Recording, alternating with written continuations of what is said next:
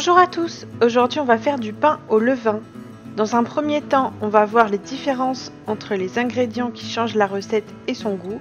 Dans un second temps, on verra la recette du pain au levain. Et en dernier, je vous expliquerai comment créer son levain.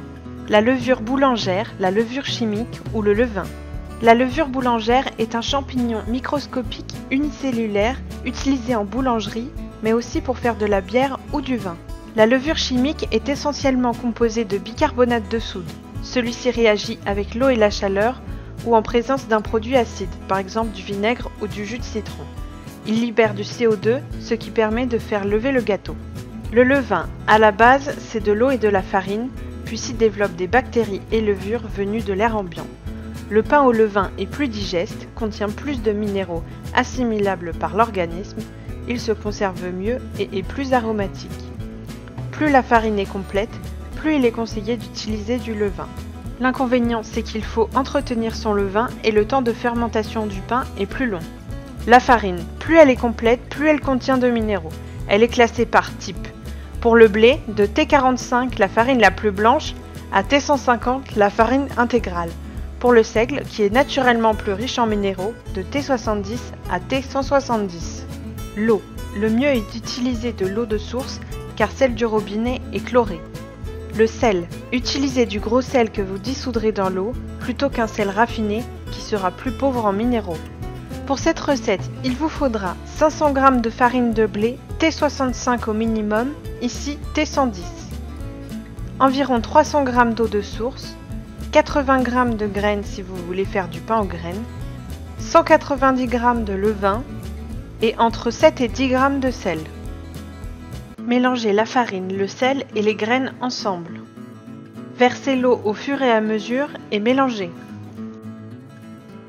Ajoutez le levain et un peu d'eau si besoin. Mélangez pour obtenir une pâte homogène. Couvrez et laissez reposer 10 minutes. Pétrissez la pâte sans la comprimer pendant environ 5 minutes. Elle va gagner en tenue et en élasticité. Couvrez et laissez reposer jusqu'à ce que la pâte double de volume. Façonnez en boule en préservant les bulles formées dans la pâte. Faites reposer votre pâte à couvert dans un saladier fariné pendant 30 à 45 minutes. Préchauffez le four à 250 degrés avec un récipient d'eau. Disposez votre pâte sur une plaque de cuisson chaude, puis entaillez-la avec un couteau ou une lame de rasoir. Faites cuire à 250 degrés pendant 10 minutes, puis à 220 degrés pendant 30 minutes. Laissez refroidir votre pain sur une grille. Et voilà, cette recette est maintenant terminée. Si vous avez aimé la vidéo, mettez un pouce bleu et abonnez-vous.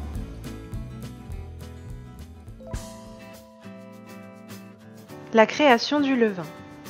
Il est composé de farine et d'eau. Pour plus de facilité, utilisez une dosette pour mesurer la quantité d'eau et de farine.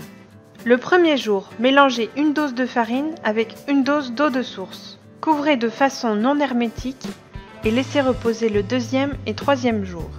Le troisième jour, des bulles apparaissent. Si ce n'est pas le cas, jetez tout et recommencez.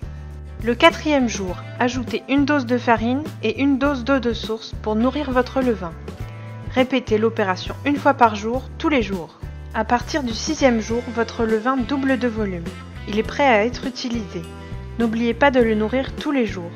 Il peut être laissé 2 à 3 jours sans être nourri, mais n'oubliez pas de le nourrir en rentrant de week-end. Et voilà, c'est tout pour aujourd'hui. À bientôt et restez gourmands.